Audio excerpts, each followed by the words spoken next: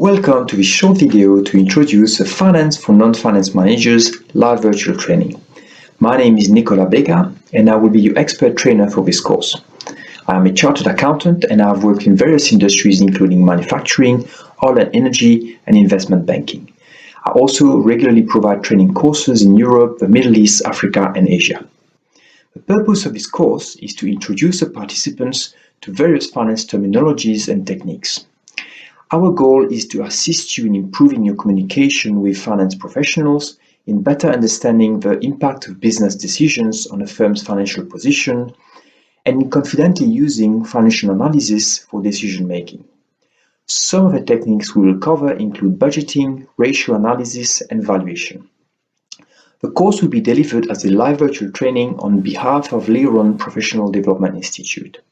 It will not be very different from our regular face-to-face public sessions, as I will lead this course in the same way I lead a regular course.